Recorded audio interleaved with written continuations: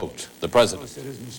The matter that brings me before you today is a grave one and concerns my most solemn duty as President. It is the cause of freedom in Central America and the national security of the United States. Tomorrow, the House of Representatives will debate and vote on this issue. I had hoped to speak directly and at this very hour to members of the House of Representatives on this subject, but was unable to do so. Because I feel so strongly about what I have to say, I've asked for this time to share with you and members of the House the message I would have otherwise given. Nearly 40 years ago, a Democratic president, Harry Truman, went before the Congress to warn of another danger to democracy, a civil war in a faraway country in which many Americans could perceive no national security interest. Some of you can remember the world then. Europe lay devastated. One by one, the nations of Eastern Europe had fallen into Stalin's grip. The democratic government of Czechoslovakia would soon be overthrown. Turkey was threatened, and in Greece, the home of democracy, communist guerrillas backed by the Soviet Union battled democratic forces to decide the nation's fate. Most Americans did not perceive this distant danger. So the opinion polls reflected little of the concern that brought Harry Truman to the well of the House that day. But go he did. And it's worth a moment to reflect on what he said. In a hushed chamber, Mr. Truman said that we had come to a time in history when every nation would have to choose between two opposing ways of life. One way was based on the will of the majority, on free institutions and human rights. The second way of life, he said, is based upon the will of a minority forcibly imposed upon the majority. It relies upon terror and oppression, a controlled press and radio, fixed elections, and the suppression of personal freedoms. I believe, President Truman said, that it must be the policy of the United States to support free peoples who are resisting attempted subjugation by armed minorities or by outside pressures. When Harry Truman spoke, Congress was controlled by the Republican Party. But that Congress put America's interest first and supported Truman's request for military aid to Greece and Turkey. Just as 4 years ago, Congress put America's interest first by supporting my request for military aid to defend democracy in El Salvador. I speak today in that same spirit of bipartisanship. My fellow Americans and members of the House, I need your help. I asked first for your help in remembering our history in Central America so we can learn from the mistakes of the past. Too often in the past, the United States failed to identify with the aspirations of the people of Central America for freedom and a better life. Too often our government appeared indifferent when democratic values were at risk. So we took the path of least resistance and did nothing. Today, however, with American support, the tide is turning in Central America. In El Salvador, Honduras, Costa Rica, and now in Guatemala, freely elected governments offer their people the chance for a better future, a future the United States must support. But there's one tragic, glaring exception to that democratic tide: the communist Sandinista government in Nicaragua. It is tragic because the United States extended a generous hand of friendship to the new revolutionary government when it came to power in 1979. Congress voted $75 million in economic aid. The United States helped renegotiate Nicaragua's foreign debt. America offered teachers, doctors, and Peace Corps volunteers to help rebuild the country. But the Sandinistas had a different agenda. From the very first day, a small clique of communists worked steadily to consolidate power and squeeze out their democratic allies. The democratic trade unionists who had fought Somoza's National Guard in the streets were now told by the Sandinistas that the right to strike was illegal and that their revolutionary duty was to produce more for the state. The newspaper, La Prensa, whose courage and determination had inspired so much of the Nicaraguan Revolution, found its pages censored and suppressed. Violeta Chamorro, widow of the assassinated editor, soon quit the revolutionary government to take up the struggle for democracy again in the pages of her newspaper. The leader of the Catholic Church in Nicaragua, Archbishop now Cardinal Obandowi Bravo, who had negotiated the release of the Sandinista leaders from prison during the revolution, was now vilified as a traitor by the very men he helped to free. Soviet arms and bloc personnel began arriving in Nicaragua, with Cuban, East German, and Bulgarian advisors at their side. The Sandinistas began to build the largest standing army in Central American history and to erect all the odious apparatus of the modern police state. Under the Somoza dictatorship, a single facility held all political prisoners. Today, there are 11 prisons in place of one. The Sandinistas claim to defend Nicaraguan independence, but you and I know the truth. The proud people of Nicaragua did not rise up against Somoza and struggle, fight, and die to have Cubans, Russians, Bulgarians, East Germans, and North Koreans running their prisons, organizing their army, censoring their newspapers, and suppressing their religious faith. One Nicaraguan nationalist who fought in the revolution says, "We are an occupied country today." I could go on, but I know that even the administration's harshest critics in Congress hold no brief for Sandinista repression. Indeed, the final verdict has already been written by Cardinal Obando himself in the Washington Post. Listen carefully to the Cardinal's words. He says that the Sandinista regime is a democratic government, legitimately constituted, which seeks the welfare and peace of the people and enjoys the support of the overwhelming majority, is not true. To accept this as true, the Cardinal says, is to ignore the mass exodus of the Mosquito Indians, the departure of tens of thousands of Nicaraguan men and women of every age, profession, economic status, and political persuasion. It is to ignore the most terrible violation of freedom of the press and of speech in the history of our country, the expulsion of priests, and the mass exodus of young people eligible for military service. As for the Catholic Church in Nicaragua, we have been gagged and bound, the Cardinal says. Many brave Nicaraguans have stayed in their country despite mounting repression, defying the security police, defying the Sandinista mobs that attack and deface their homes.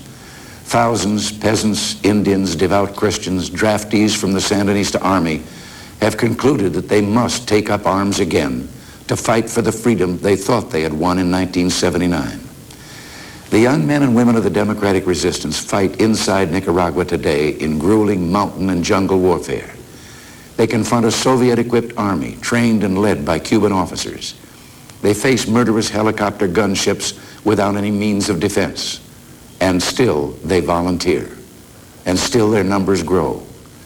Who among us would tell these brave young men and women, your dream is dead, your democratic revolution is over, you will never live in the free Nicaragua you fought so hard to build?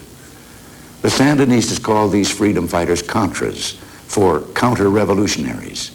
But the real counter-revolutionaries are the Sandinista commandantes who betrayed the hopes of the Nicaraguan revolution and sold out their country to the Soviet Empire.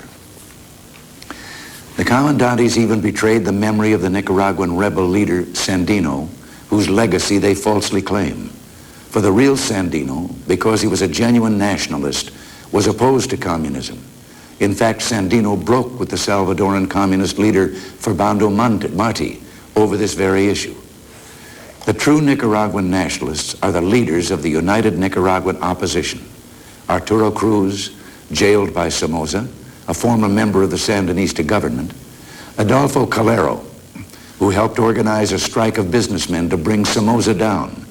And Alfonso Robelo, a social democrat and once a leader of the revolutionary government.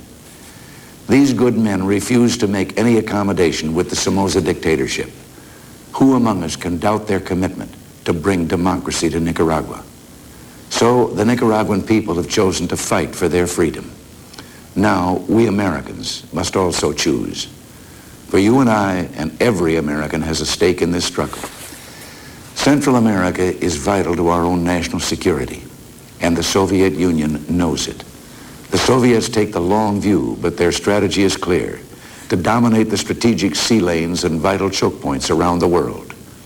Half of America's imports and exports, including oil, travels through the area today. In a crisis, over half of NATO's supplies would pass through this region. And Nicaragua, just 277 miles from the Panama Canal, offers the Soviet Union ports on both the Atlantic and Pacific Oceans.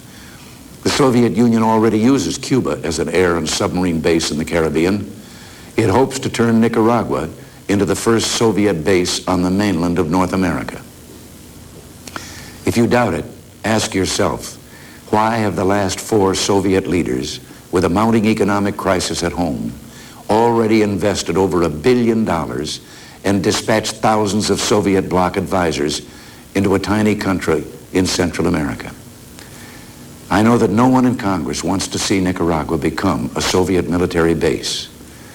My friends, I must tell you in all seriousness, Nicaragua is becoming a Soviet base every day that we debate and debate and debate and do nothing. In the 3 months since I last asked the House to aid the democratic resistance, 4 military cargo ships have arrived at Nicaraguan ports, this time directly from the Soviet Union. Recently, we have learned that Russian pilots are flying a Soviet AN-30 reconnaissance plane for the Sandinistas. Now, the Sandinistas claim this is just for making civilian maps. Well, our intelligence services believe this could be the first time Soviet personnel have taken a direct role in support of military operations on the mainland of North America. Think again how Cuba became a Soviet air and naval base. You will see what Nicaragua will look like if we continue to do nothing. Cuba became a Soviet base gradually over many years. There was no single dramatic event, once the missile crisis passed, that captured the nation's attention. And so it will be with Nicaragua. The Sandinistas will widen and deepen another port while we debate. Is it for commercial vessels or Soviet submarines? The Sandinistas will complete another airstrip while we argue, is it for 707s or backfire bombers? A Soviet training brigade will come to Nicaragua.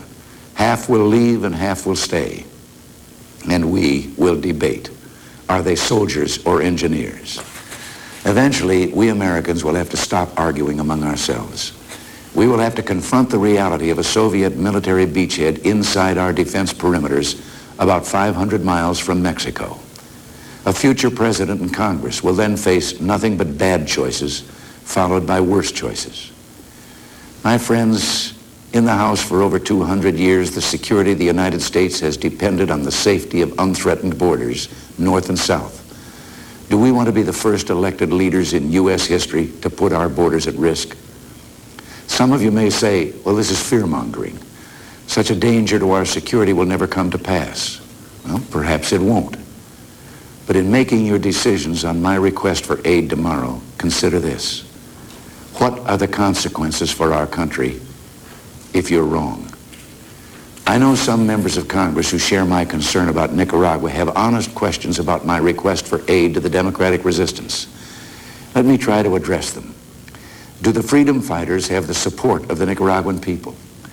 I urge members of the House to ask their colleague, the chairman of the House Armed Services Committee, who recently visited a town in Nicaragua that was a Sandinista stronghold during the revolution. He heard peasants, trade unionists, farmers, workers, students, and shopkeepers all call on the United States to aid the armed resistance. Or listen to the report from Time magazine of Central American scholar Robert Reagan, who once had hopes for the Sandinista revolution. He says, I have gone to a number of towns in Nicaragua where I have found that the youth are simply not there. I asked their parents where they've gone, and they say they've gone off to join the Contras. In Managua, Reagan reports 250 Nicaraguans stood on a bread line for 3 hours. Who is responsible for this, he asked. The Sandinistas are responsible. The Sandinistas, that's what the people said. The Sandinistas, Reagan concluded, have not only lost support, I think they are detested by the population. Can the democratic forces win? Consider there are 20 times as many Nicaraguans fighting the Sandinista dictatorship today as there were Sandinista fighters a year before Somoza fell. This is the largest peasant army raised in Latin America in more than 50 years. and thousands more are waiting to volunteer if American support comes through. Some members of Congress, and I know some of you, fear that military aid to the democratic resistance will be only the first step down the slippery slope toward another Vietnam. Now, I know those fears are honest, but think where we heard them before. Just a few years ago, some argued in Congress that U.S. military aid to El Salvador would lead inevitably to the involvement of U.S. combat troops. But the opposite turned out to be true. Had the United States failed to provide aid then, we might well be facing the final communist takeover of El Salvador and mounting pressures to intervene. Instead, with our aid, the government of El Salvador is winning the war, and there is no prospect whatever of American military involvement. El Salvador still faces serious problems that require our attention, but democracy there is stronger, and both the communist guerrillas and the right-wing death squads are weaker, and Congress shares credit for that accomplishment. American aid and training is helping the Salvadoran army become a professional fighting force more respectful of human rights. With our aid, we can help the Nicaraguan resistance accomplish the same goal. I stress this point because I know many members of Congress and many Americans are deeply troubled by allegations of abuses by elements of the armed resistance. I share your concerns. Even though some of those charges are Sandinista propaganda, I believe such abuses have occurred in the past, and they are intolerable. As President, I repeat to you the commitments I made to Senator Sam Nunn. As a condition of our aid, I will insist on civilian control over all military forces, that no human rights abuses are tolerated, that any financial corruption be rooted out, that American aid go only to those committed to democratic principles. The United States will not permit this democratic revolution to be betrayed, nor allow a return to the hated repression of the Somoza dictatorship.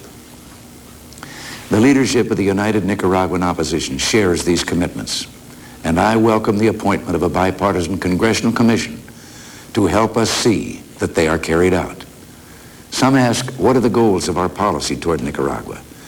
They are the goals the Nicaraguan people set for themselves in 1979.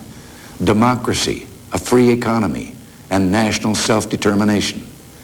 Clearly, the best way to achieve these goals is through a negotiated settlement. No humane person wants to see suffering and war. The leaders of the internal opposition and the Catholic Church have asked for dialogue with the Sandinistas. The leaders of the armed resistance have called for a ceasefire and negotiations at any time, in any place. We urge the Sandinistas to heed the pleas of the Nicaraguan people for a peaceful settlement. The United States will support any negotiated settlement or contadora treaty that will bring real democracy to Nicaragua. What we will not support is a paper agreement that sells out the Nicaraguan people's right to be free. That kind of agreement would be unworthy of us as a people, and it would be a false bargain. For internal freedom in Nicaragua and the security of Central America are indivisible. A free and democratic Nicaragua will pose no threat to its neighbors or to the United States. A communist Nicaragua, allied with the Soviet Union, is a permanent threat to us all. President Azcona of Honduras emphasized this point in a recent nationwide address. As long as there is a totalitarian regime in Central America that has expansionist ambitions and is supported by an enormous military apparatus, the neighboring countries sharing common borders with the country that is the source of the problem will be under constant threat. If you doubt his warning, consider this. The Sandinistas have already sent 2 groups of communist guerrillas into Honduras. Costa Rican revolutionaries are already fighting alongside Sandinista troops. My friends in the Congress, with democracy still a fragile root in Central America, with Mexico undergoing an economic crisis, can we responsibly ignore the long-term danger to American interests posed by a communist Nicaragua, backed by the Soviet Union, and dedicated, in the words of its own leaders, to a revolution without borders? My friends, the only way to bring true peace and security to Central America is to bring democracy to Nicaragua. And the only way to get the Sandinistas to negotiate seriously about democracy is to give them no other alternative. 7 years of broken pledges, betrayals, and lies have taught us that. And that's why the measure the House will consider tomorrow, offered, I know, in good faith, which prohibits military aid for at least another 3 months, and perhaps forever, would be a tragic mistake. It would not bring the Sandinistas to the bargaining table, just the opposite. The bill, unless amended, would give the Sandinistas and the Soviet Union what they seek most: time. Time to crush the democratic resistance, time to consolidate power, and it would send a demoralizing message to the democratic resistance that the United States is too divided and paralyzed to come to their aid in time. Recently, I read the words of a leader of the internal democratic opposition. What he said made me feel ashamed. This man has been jailed, his property confiscated, and his life threatened by the security police. Still, he continues to fight. And he said, "You Americans have the strength, the opportunity, but not the will. We want to struggle, but it is dangerous to have friends like you, to be left stranded on the landing beaches of the Bay of Pigs. Either help us or leave us alone." My friends in the House of Representatives, I urge you to send a message tomorrow to this brave Nicaraguan and thousands like him. Tell them it is not dangerous to have friends like us. Tell them America stands with those who stand in defense of freedom. When the Senate voted earlier this year for military aid, Republicans were joined by many Democratic leaders: Bill Bradley of New Jersey, Sam Nunn of Georgia, David Boren of Oklahoma, Howell Heflin of Alabama, Lloyd Benson of Texas, Bennett Johnston and Russell Long of Louisiana, Fritz Howlings of South Carolina, John Stennis of Mississippi, and Alan Dixon of Illinois.